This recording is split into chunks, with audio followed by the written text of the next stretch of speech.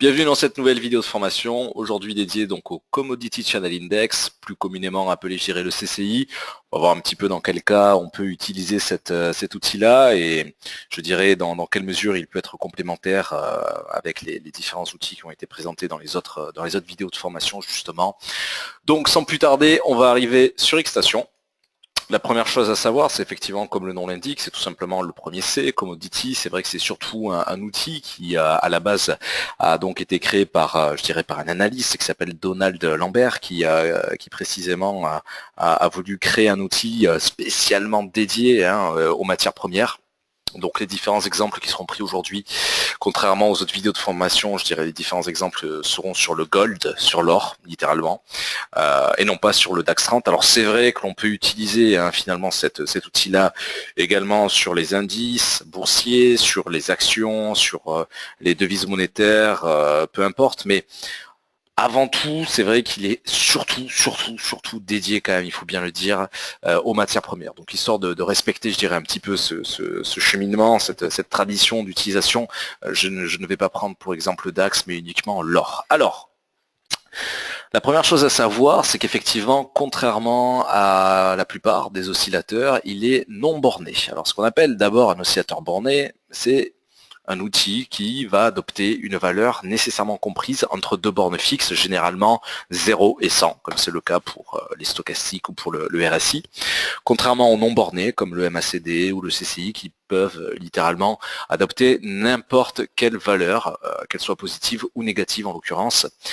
Communément, sur le CCI, on va quand même tracer deux lignes horizontales, une distinguée à 100 et l'autre à moins 100. Alors, si vous ne savez pas comment le rajouter, il suffit de prendre typiquement, je dirais, un graphique vierge comme celui-ci, et puis on va ajouter l'outil, le CCI, en allant chercher dans le moteur de recherche habituel, je dirais, soit par ordre alphabétique, soit en tapant tout simplement les premières lettres de l'outil. Par défaut, c'est vrai que j'en ai pas parlé, mais c'est comme pour le RSI, on va retrouver une période de 14. Sous-entendu, effectivement, on va être confronté à une moyenne sur les 14 derniers chandeliers, plutôt sur la clôture, on va valider, et effectivement, on n'a pas ces bornes-là de 100 et de moins 100. Alors, il suffit tout simplement d'aller sur la partie gauche de l'écran et d'ajouter deux lignes horizontales. Alors, moi, ce que je vous conseille de faire, généralement, c'est de les ajouter un peu n'importe où, et ensuite d'affiner, en double-cliquant dessus, d'affiner, je dirais, les valeurs qui vont leur être rattachées. Hop, donc moins 100 et 100. Voilà. Alors, même si c'est un outil non borné, on va quand même distinguer effectivement ces deux régions-là, c'est-à-dire plutôt une zone de surachat au-dessus de 100 et plutôt une zone de survente en dessous de 100. Donc un peu à l'image du RSI, on va donc par déduction avoir également une zone neutre. Dans le cas du RSI, c'est vrai que la zone neutre a tendance à être définie entre 30 et 70, puisque la zone de surachat, quand on utilise une période par défaut de 14, eh bien la zone de surachat est comprise entre 70 et 100, là où la zone de survente est comprise entre 0 et 30. Bon, donc déjà, entre moins 100 et 100, c'est vrai que selon Lambert, Donald Lambert, donc le créateur du CCI, que j'évoquais tout à l'heure, entre moins 100 et 100, on va plutôt être dans ce qu'on appelle une zone de range. Donc effectivement, on ne va pas s'intéresser foncièrement à notre matière première. Alors, tout dépend effectivement de l'unité de temps sélectionnée. Là, je suis en H1 sur l'or, donc chaque chandelier représente une heure d'évolution, mais ça va être la même critique, la même remarque pour n'importe quel autre outil, n'importe quel autre, je dirais, indicateur ou oscillateur que je présente en vidéo de formation. C'est-à-dire que moi, je déconseille d'utiliser ce genre d'éléments sur de très faibles unités de temps, comme le M1 ou le M5, parce qu'on va surtout multiplier les faux signaux à défaut de multiplier les signaux de qualité. Donc là, je suis en H1. On a déjà commencé à aborder, je dirais, cette zone neutre, entre moins 100 et 100, donc cette zone de surachat au-dessus de 100, cette zone de survente en dessous de 100, mais surtout, là où le CCI va se distinguer, je dirais, c'est sur l'importance des divergences. Alors les divergences, vous le savez, il y a déjà une vidéo de formation en lien avec ce sujet-là. Une divergence, qu'est-ce que c'est? Globalement, c'est une divergence baissière, par exemple, c'est quand les points hauts du marché, les points hauts du prix sur une période considérée vont être de plus en plus hauts, donc on va être sur une tendance haussière, alors que les points hauts de l'oscillateur vont être de plus en plus bas. Alors typiquement, on peut en trouver assez facilement des divergences, qu'elles soient haussières ou baissières. Là, j'en vois d'ailleurs une belle. Hop, sur cette période-là. Alors, je vais un petit peu zoomer dessus par contre. Hop, il faut que j'enlève le shift. Voilà. Voilà, donc je vais zoomer là où j'ai mes points hauts qui sont de plus en plus hauts effectivement sur le prix pour distinguer cette divergence baissière. Et traditionnellement, c'est vrai qu'une divergence vient nous indiquer un essoufflement de tendance initiale, voire carrément un retournement. Donc retournement effectivement par rapport à la tendance initiale. Donc là, on est confronté à une divergence baissière puisque c'est un retournement baissier qui est attendu. Alors, c'est vrai sur la plupart des oscillateurs d'ailleurs, qu'ils soient bornés ou non bornés, mais quand on a une divergence qui est validée en zone de surchauffe, donc en zone de surachat ou en zone de survente, c'est vrai que ça renforce d'autant plus le propos, ça renforce d'autant plus le signal de retournement. Parce que finalement, trouver une divergence haussière ou baissière en zone neutre, ça va quand même largement amoindrir le propos. Là, en fait, on a deux signaux pour le prix d'un. C'est-à-dire que d'une part, on sait que sur cette période-là, on est globalement en zone de tension, en zone de surchauffe, en zone de surachat en l'occurrence, concernant le CCI appliqué en H1 au gold, donc au-dessus de 100, mais en plus, on a cette divergence qui se distingue. Voilà. Donc typiquement, c'est vrai que c'est déjà un signal de vente assez important, un double signal de vente, je dirais, assez important. Maintenant, c'est toujours pareil, ce genre d'éléments ne suffisent pas à eux-mêmes, il convient toujours de les marier avec une trame technique, avec pourquoi pas des éléments fondamentaux, euh, notamment en lien, je dirais, donc avec cette matière première. Mais on ne peut pas utiliser simplement cet élément-là pour entrer sur le marché, c'est un peu trop léger, il faut quand même appuyer un peu le propos. Bon. Donc typiquement, c'est vrai qu'il vaut mieux quand même, je dirais, associer cet outil-là, en tout cas ce type de signaux, avec d'autres éléments. Ça peut être une moyenne mobile, ça peut être pourquoi pas les bandes de Bollinger, les retracements de Fibonacci, mais surtout j'ai envie de dire avec le price action, c'est-à-dire la rupture de support, de résistance, la rupture de zone d'accumulation du prix, associée au volume. Quand on a une vraie rupture de niveau, c'est qu'on a des volumes engagés clairement sur le marché. Bon, globalement, donc il va falloir distinguer ces trois zones, neutre, survente, surachat, grâce aux deux lignes horizontales, moins 100, plus 100, distinguer également les divergences, qu'elles soient haussières ou baissières. Donc déjà, il faut bien comprendre ce qu'est une divergence. C'est avant tout un signal d'affaiblissement, voire de retournement. Et dès lors, ça nous permet d'avoir beaucoup d'informations grâce à cet outil-là, c'est-à-dire des tendances très nettes dégagées, potentiellement des signaux de retournement, des tendances de range, ce qui peut intéresser notamment les scalpers, parce que c'est vrai que tel que le veut la littérature boursière, si on a des zones de range qui sont distinguées, normalement on ne fait rien, parce que c'est vrai que la plupart des grands auteurs, je dirais, en termes d'analyse technique ne s'intéressent pas au range, parce que ce ne sont pas des scalpers, et surtout ils ne sont pas confrontés au CFD, donc aux outils que l'on utilise communément ici.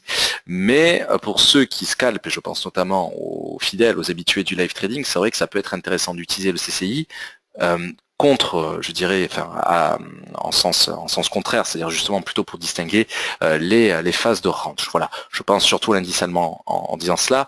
N'oubliez pas encore une fois que c'est vrai que le CCI est avant tout bâti, avant tout utilisé sur les matières premières, mais dans le fond, rien n'empêche aujourd'hui de l'utiliser sur d'autres familles de sous-jacents qui n'ont strictement rien à voir avec les matières premières, mais bon, c'est vrai qu'il vaut mieux respecter quand même je dirais un peu la tradition technique. Bon, alors on s'intéresse donc globalement, je dirais, aux grands éléments fondamentaux finalement de cet outil-là. Maintenant, on va voir un petit peu comment l'utiliser, je dirais concrètement, s'il fallait ne se reposer que sur lui pour entrer en position, ce que je déconseille, parce qu'il faut, de mon point de vue, il vaut mieux quand même l'associer avec d'autres éléments. Mais admettons que l'on ne se repose que sur le CCI. Alors, on va retrouver un propos, comme tout à l'heure, un propos assez commun avec celui déjà développé sur les autres vidéos de formation, en particulier pour le stochastique et pour le RSI. C'est-à-dire que ça n'est pas tout d'avoir un oscillateur en zone de surachat ou de survente, quand bien même associé avec une divergence, que ce soit haussière ou baissière. Ce qu'il faut surtout, je dirais, c'est attendre finalement que l'oscillateur revienne en zone neutre pour valider pleinement le propos. Parce que rien n'empêche à un oscillateur d'évoluer des jours et des jours consécutifs en zone de surachat ou en zone de survente. Ça ne sert à rien de rentrer, et ça beaucoup trop de gens font l'erreur là-dessus, mais c'est une erreur extrêmement répandue. Il est trop courant de rentrer baissier parce que l'oscillateur, et là je ne parle pas que du CCI, je parle d'une manière générale de tous les oscillateurs, bornés comme non bornés. Il est trop courant de rentrer à la vente simplement parce que l'oscillateur est en surachat, et il est trop courant de rentrer à l'achat simplement parce que l'oscillateur est en survente. Il faut attendre que l'oscillateur revienne en zone neutre. C'est pas pour rien si j'ai laissé le tracé sous nos yeux, je dirais, de la divergence baissière. Alors en réalité, en fait, il faut juste, pour qu'il n'y ait pas de mégarde, mais il faut juste réduire la partie à droite, voilà, pour qu'elle n'intègre pas d'autres points, voilà. Mais globalement, tout est dit ici, c'est-à-dire qu'on a à la fois notre divergence, notre zone de surachat, mais on ne serait rentré qu'une fois, je dirais, le signal validé, donc une fois que l'oscillateur serait revenu en zone neutre. Ça ne sert surtout à, et c'est extrêmement dangereux, surtout de rentrer en position vendeuse quand l'oscillateur est en surachat, et c'est extrêmement dangereux de rentrer à l'achat quand on est en survente. Il faut, ne l'oubliez jamais, absolument avoir, je dirais, un retour de l'oscillateur entre ici 100 et moins 100. Bon, pour faire le parallèle avec les stochastiques, ce serait entre 80 et 20, et pour le RSI, entre 70 et 30. Donc, au niveau des chandeliers, en fait, on serait toujours rentré un peu en retard, et c'est pour ça que visuellement c'est toujours très bien a posteriori, mais n'oubliez jamais que les indicateurs et oscillateurs techniques, ce n'est rien d'autre, et je le dis à chaque vidéo de formation associée à ce genre d'outils, ce n'est rien d'autre que le prix en retard. Donc méfiance, on peut trouver, ici on a un signal plutôt intéressant, mais on peut trouver des faux signaux. N'oubliez jamais que aucun outil n'est parfait, aucun outil ne se suffit à lui-même, sinon on serait tous millionnaires et tous, je dirais, en possession de la stratégie idéale. Donc, je dirais le CCI finalement, comme d'autres outils, sont intéressants, mais ça ne fait pas tout, hein. Il y a beaucoup de signaux exploitables, beaucoup de faux signaux également. Idéalement, c'est vrai qu'il y a plutôt des signaux de qualité. Rien n'empêche également d'utiliser cet outil-là uniquement pour bâtir un contexte. Voilà. Ce que j'appelle un contexte, j'en ai donné une piste tout à l'heure, notamment pour les scalpers, et ça peut rappeler l'un des webinaires assez récents qui était dédié à l'outil Alligator. Mais effectivement, l'un des contextes que l'on peut déterminer avec le CCI, c'est précisément celui de range pour les scalpers, ou au contraire pour ceux qui sont plutôt en swing trading, ou du moins qui sont en train de chercher des variations assez importantes, assez lourdes.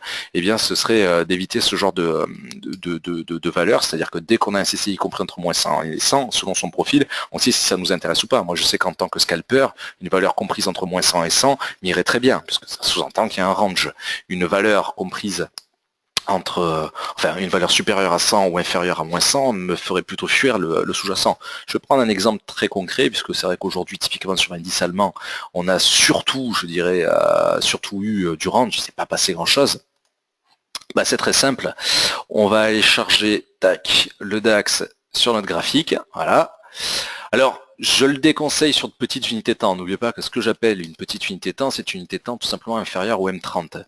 Alors aujourd'hui, par rapport à cette considération-là, c'est vrai que le marché, bon déjà on en a une indication très claire, ne serait-ce que par rapport à l'allure des chandeliers qui nous indique déjà au demeurant qu'on était déjà en range. C'est pour ça que généralement j'ai tendance à dire que bon, les indicateurs oscillateurs techniques permettent de lisser le prix et donc d'avoir d'un seul coup d'œil une information que les chandeliers nous fournissent déjà, parce que je pense que c'est déjà assez évident de voir que le marché est rangé. Mais par contre, ça l'est un peu moins, c'est un peu plus précis, je dirais, parce que de mon point de vue, j'aurais dit instinctivement, visuellement, que le marché range depuis 9h30, depuis cette accumulation du prix.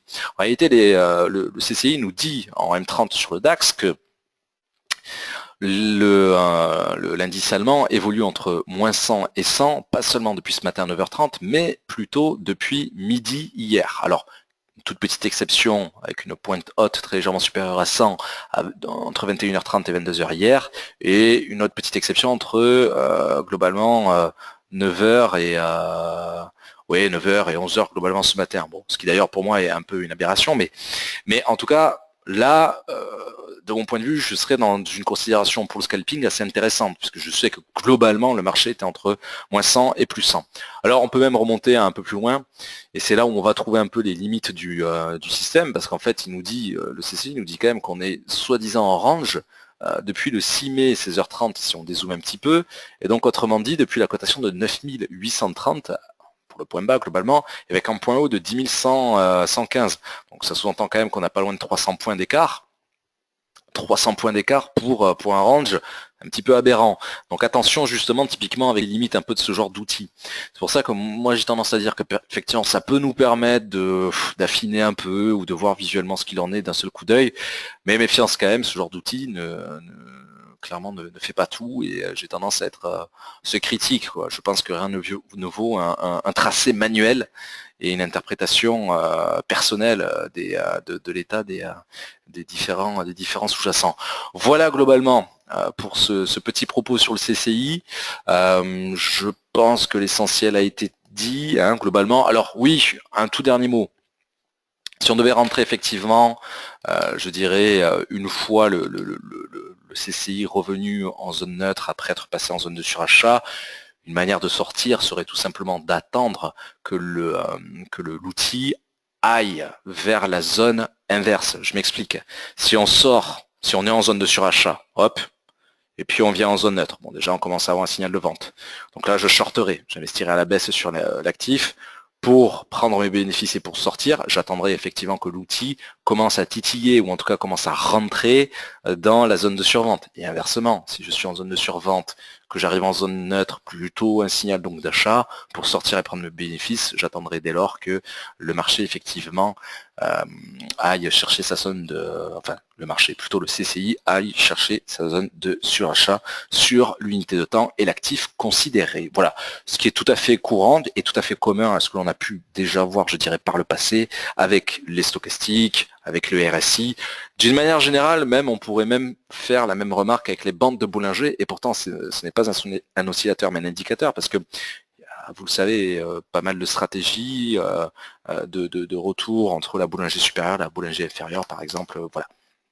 Voilà globalement pour ce qu'il y a à savoir, je dirais, sur cet outil-là, en sachant que de toute manière, c'est vrai qu'on va retrouver beaucoup de points communs avec d'autres éléments que l'on a déjà vus, et ça pourrait même être le cas, je dirais, avec un autre outil, finalement, qui n'a pas encore été présenté ici, qui le sera un jour, clairement, mais qui présente globalement le même potentiel, c'est le ROC. Donc le ROC, peut-être que certains l'utilisent, le Rate of Change. Tous ces outils-là, finalement, tous ces oscillateurs-là, quand on commence à comprendre un petit peu ce qu'il en est, on peut se dire finalement qu'ils donnent à peu près tous les mêmes indications.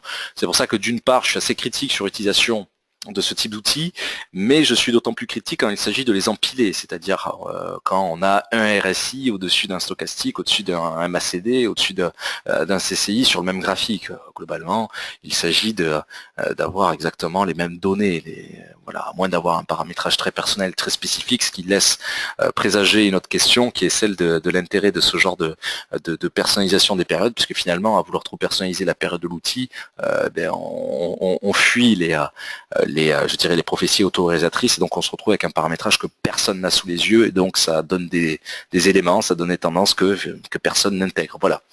Mais encore une fois, s'il s'agit par contre d'utiliser ce genre d'outil de manière contre-intuitive, et notamment, pourquoi pas, sur des unités de temps un peu improbables pour aller chercher des phases de range pour le scalping, ça peut être intéressant, mais je pense que les chandeliers donnent déjà ce type d'informations de toute manière, et surtout, rien ne vaut, encore une fois, le price action et le tracé manuel à ce niveau-là, qui de toute manière permet déjà de distinguer ce genre de valeurs. Voilà.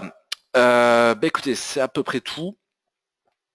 Je pense que l'essentiel a été dit, sachant qu'effectivement, on va pouvoir, à terme, je dirais petit à petit, rapprocher le price action de ce genre d'outils sur de grandes unités de temps, en se disant effectivement que l'intérêt central, je pense, du RSI, du CCI, des stochastiques, etc., c'est de respecter cette logique d'attendre qu'une zone de tension soit obsolète, que l'outil tende et soit dans une zone neutre, que là on rentre en position en sortant dès que l'outil est dans la zone de tension inverse, Et effectivement, ça, on pourrait de plus en plus avoir tendance, je dirais, à l'associer, ça me paraît être la meilleure utilisation, à l'associer avec le price action, puisque on pourrait effectivement associer un tel signal au sein d'un canal, qu'il soit haussier ou baissier, donc avec un tracé technique manuel en parallèle, ou alors avec pourquoi pas des bandeaux boulangers qui nous indiqueraient déjà quelque part ce type de canaux. Et voilà, c'est un petit peu l'utilisation idéale que je vois, mais sinon, je préfère me montrer relativement critique avec ce genre d'outils. Voilà. Écoutez, merci à tous pour votre présence, votre fidélité, et puis naturellement, je vous donne rendez-vous dans les autres vidéos de formation. À très bientôt.